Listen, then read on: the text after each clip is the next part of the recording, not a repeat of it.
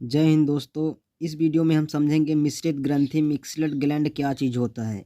जैसे कि बाह्यस्रावी ग्रंथि, अंतःस्रावी ग्रंथि पार्ट 1 पार्ट 2 में मैंने बता दिया था पिछले वाली वीडियो में। तो इसके बाद जो मिश्रित ग्रंथि होता है इसको देखते हैं। तो मिश्रित ग्रंथि क्या चीज़ होता है? ऐसी ग्रंथि को कहते हैं मिश्रित ग्रंथि। ऐसे ग्रंथि को कहते हैं मिश्रित ग्रंथि जिसमें बाह्यस्रावी और अंतःस्रावी दोनों से मिलकर बना होता है, उसे मिश्रित ग्लैंड कहा जाता है। ठीक है, मिक्सड ग्लैंड कहा जाता है, मिश्रित ग्रंथि कहा जाता है उसे। जो बाह्यस्रावी ग्रंथि और अंतःस्रावी ग्रंथि दोनों से मिलकर बनते हैं वो मिश्रित ग्रंथि कहलाता है। ठीक है, तो जैसे बाह्यस्रावी ग्रंथि में क्या निकल रहा था? एंजाइम निकल रहा था। और अंतःस्रावी में हार्मोन निकल रहा था। बाह्यस्रावी में क्या निकल रहा था? एंजाइम निकल रहा था। ठीक, और अंतःस्रावी ग्रंथि में क्या निकल रहा था? हार्मोन निकल रहा था। हार्मोन निकल रहा था। तो मिक्सड ग्लैंड में क्या होता है? एंजाइम और हार्मोन दोनों निकलता है। ठीक है, दोनों निकलता है तो उसको हम मिश्रित ग्लैंड बोलते हैं या मिक्सड ग्लैंड कहते हैं। ठीक है, दोनों परिभाषा सेम है। क्वेश्चन दोनों तरह से आ सकता है कि एंजाइम हार्मोन निकलने वाली ग्लैंड को क्या कहा जाता है? तो मिक्सड ग्लैंड कहा जाता है। या पूछ देखा है कि मिश्रित ग्रंथि किसे कहा जाता है, तो आप बता देना कि बाह्यस्रावी ग्रंथि और अंतःस्रावी ग्रंथि से मिलकर जो ग्रंथि ग्लैंड बनता है उसको मिश्रित ग्रंथि कहते हैं। इसका सबसे बड़ा एग्जाम्पल मैं आपको बता रहा हूँ। सबसे बड़ा एग्जाम्पल क्या है इसका? पेनक्रियास। ठीक है, पेनक्रियास को हम बायो की भाषा में हिंदी में कहते हैं अग्नाशय। अग्नाशय। ठीक है, यह एक क्या होता है? ये मतलब पेनक्रियास जो होता है ये एक मिश्रित ग्रंथि होता है। ठीक है, जो पेनक्रियास होता है, अग्नाशय जो होता है, ये हमारे पेट के अंदर कहाँ? बाईं ओर होता है। ठीक है, बाईं बाईं बाईं ओर होता है हमारे पेट के। ये जस्ट जो पेट होता है, ठीक है, अग्नाशय जो होता है तो अमाशय। अमाशय मतलब अमाशय को पेट कहते हैं। अब पेट के बाजू में, मतलब पेट के बाजू में जस्ट होता है ये पेनक्रियास, जिसको हिंदी में अग्नाशय कहा जाता है, जो लीवर के बाईं ओर रहता है। ठीक है, अब लीवर जो होता है दाईं ओर रहता है, पेनक्रियास जो होता है, अग्नाशय जो पेट के जस्ट बाजू में, पेनक्रियास बाईं ओर रहता है। तो ये क्या होता है? देखिए, ये क्या होता है? पेनक्रियास जो होता है तो गुच्छों गुच्छों कोशिकाओं के गुच्छे के समान समान रूप से ये बना होता है। ठीक है, मतलब कोशिका का जो होता है, कोशिका के समान समान कोशिका के समान गुच्छाओं के रूप में ये पेनक्रियास होता है, जिसके अंदर क्या एंजाइम और हार्मोन दोनों निकलते हैं। जो जो मिक्सिड ग्लैंड होता है, जो मिश्रित ग्रंथि होते हैं। ठीक है, तो पेनक्रियाज जो इनमें मतलब जो कोशिका था, जो गुच्छे गुच्छे था, उनका खोज किसने किया था? ठीक है, मतलब पेनक्रियास का खोज सबसे पहले सर्वप्रथम किसने किया था? तो उनका नाम है लेंगर। एक वैज्ञानिक थे इन्होंने, लेंगर हेंस। यह दो अलग अलग नाम है। इनको नोबेल पुरस्कार दिया गया था, इसलिए इनको पढ़ा जाता है लेंगर और हेंस। ठीक है, इन्होंने खोज किया था सबसे पहले कोशिका के समान गुच्छों के रूप में जो पेनक्रियाज होता है उसका सबसे पहले खोज किया था, जिसके अंदर तरह तरह के एंजाइम और हार्मोन निकलते हैं। ठीक है, लिंगर और हेंस ने इसको, ये पेपर में पूछता है, पेपर में ये वाला प्रश्न। ठीक है, तो इसको आप याद रखिएगा। लिंगर और हेंस ने खोज किया था, इसलिए इसको क्या कहा जाता है? लिंगर लिंगर हेंस लिंगर हेंस दीपिका कहते हैं इसको, पेनक्रियास को। ठीक है, ये भी इसका दूसरा नाम होता है, तो कहते हैं। ठीक है, ये पेनक्रियास। अब देखते हैं पेनक्रियाज में जो एंजाइम निकल रहा था। ठीक है, पेनक्रियाज में अग्नाशय। आप कंफ्यूज मत होइएगा कि अग्नाशय पेनक्रियास क्या चीज़ होता है, उसी को हिंदी में कहा जाता है। इसमें से जो एंजाइम निकल रहा था, एंजाइम, जैसे कि बाह्यस्रावी ग्रंथियों में एंजाइम निकलता था, तो ठीक है, तो इसमें एंजाइम भी निकलता है, जिसको हम शॉर्ट में क्या पढ़ते हैं?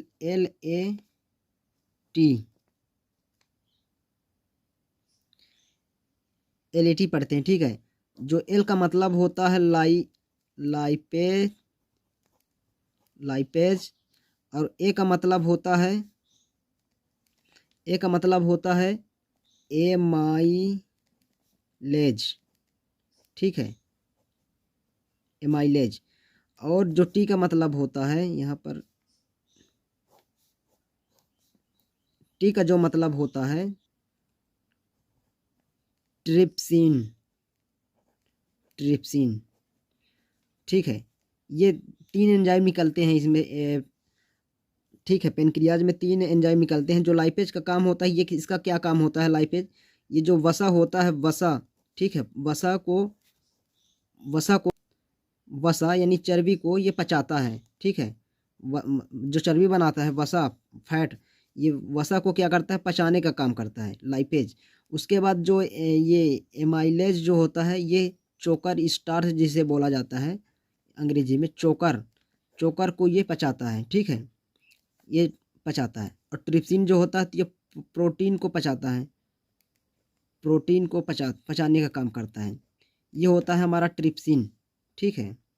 इस तरह से एंजाइम हमारे पेनक्रियास से निकलते हैं, अग्नाशय में से निकलते हैं एंजाइम, जो इनका काम ये होता है। उसके बाद देखते हैं इसमें हार्मोन क्या निकलता है। पेनक्रियास करने के बाद हार्मोन निकलता है, ठीक है, उसी में हार्मोन निकलता है। तो हार्मोन 3 तरह के निकलते हैं, ठीक है। कितने तरह से निकलते हैं, तो 3 तरह के हार्मोन निकलते हैं, जो जिसका नाम अल्फा, कहने का मतलब ये है कि पेनक्रियास में अग्नाशय में एंजाइम निकलता है और हार्मोन भी निकलता है। तो हार्मोन क्या है, इसमें कई तरह की कोशिकाएं होती हैं, जिसमें से 3 प्रकार की कोशिकाएं होती हैं, जो तीनों अलग अलग कोशिकाओं से निकलता है। जो अल्फा सेल, अल्फा कोशिका जिसको कहते हैं, सेल माने कोशिका होता है, ठीक है। बीटा सेल, बीटा सेल होगा, एक होता है गामा सेल। 3 तरह के कोशिका होते हैं जिनसे निकलता है। अल्फा सेल से क्या निकलता है हमारे पेनक्रियाज में, इसमें से ग्लूकोज, अरे यार, ग्लूकोज, अल्फा सेल में क्या होता है, ग्लूकोज को बढ़ा देता है, ठीक है। ग्लूकोज को बढ़ा देता है, क्यों बढ़ा देता है, क्योंकि इसमें जो होता है अल्फा सेल में, अल्फा सेल में हार्मोन जो होता है ग्लूकेगान, ग्लूकेगान हार्मोन निकलता है, ठीक है। ग्लूकेगान हार्मोन निकलता है जो ग्लूकोज को बढ़ा देता है। ये ग्लूकोज क्या चीज़ होता है, तो ग्लूकोज हमारे ब्लड में पाया जाता है, ठीक है। जो जो शुगर होता है, जो मीठा मीठा होता है, उसी को ग्लूकोज कहा जाता है, ठीक है। जो कार्बोहाइड्रेट होता है ग्लूकोज। और इसमें अल्फा सेल में ग्लूकेगान निकलता है, ग्लूकेगान हार्मोन निकलता है, जिसकी वजह से ग्लूकोज को ये बढ़ा देता है, ठीक है। ये होता है हमारे अल्फा सेल, अल्फा सेल से हार्मोन निकलता है। और इसी में हार्मोन, बीटा सेल में क्या हार्मोन निकलता है, तो बीटा सेल में इंसुलिन हार्मोन निकलता है, ठीक है। इंसुलिन हार्मोन निकलता है, जिसके कारण ये क्या करता है, ग्लूकोज को क्या करता है, ये घटा देता है, ठीक है। इसमें ग्लूकोज को बढ़ा रहा था, इसमें घटा देता है, इंसुलिन घटा देता है। जिसमें ज़्यादा इंसुलिन हो जाता है, तो ज़्यादा होता है, तो उसमें ये इंसुलिन ज़्यादा हो जाने से ग्लूकोज कम हो जाता है, ठीक है, जो मेंटेन रहता है।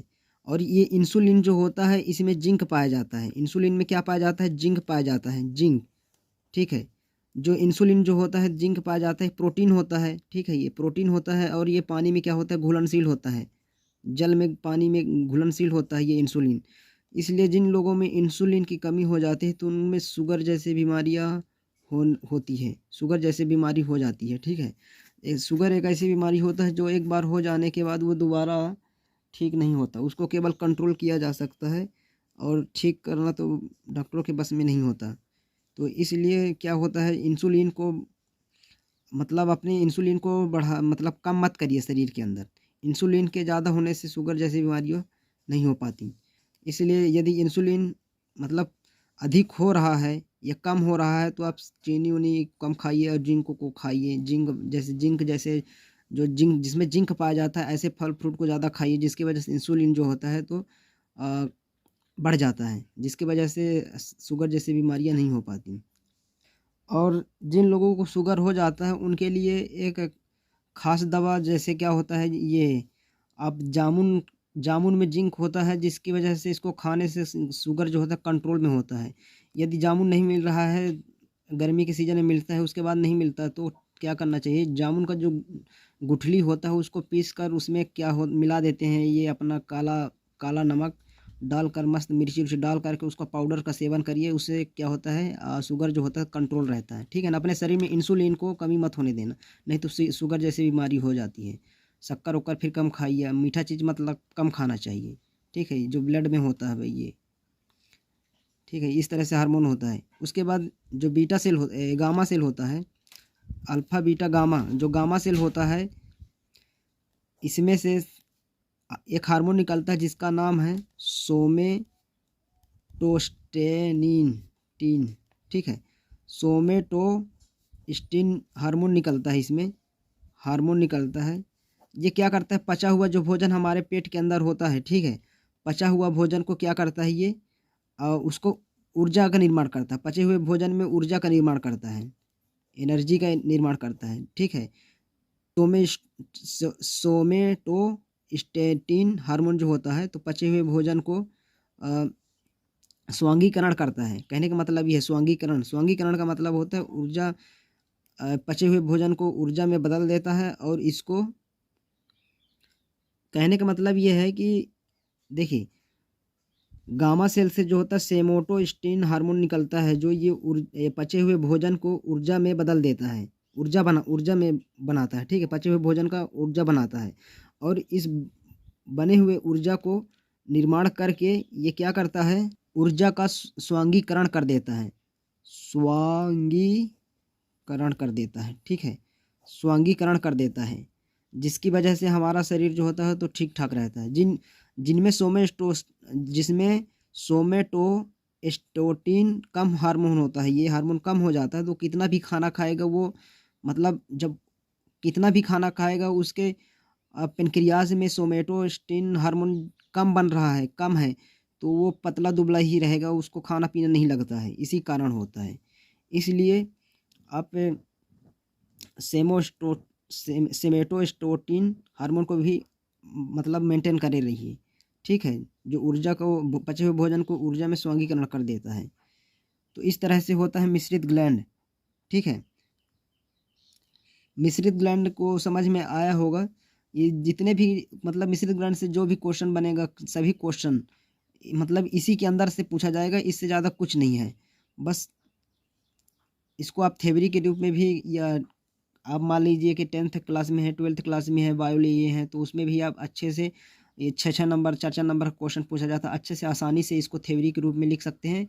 और इसको आप या कंपटीशन एग्जाम की जैसे तैयारी करते हैं, पेपर देने जाते हैं, तो इसी से रिलेटेड क्वेश्चन पूछा जाएगा, जो मैं बता रहा हूँ सब इसी से रिलेटेड, इससे ज़्यादा वो कुछ नहीं है। ठीक है, तो आई होप कि आपको मिश्रित ग्लैंड के बारे में पूरी तरह समझ में आया होगा। तो मिलते हैं नेक्स्ट टॉपिक के साथ नेक्स्ट वीडियो में। जय हिंद, जय भारत माता।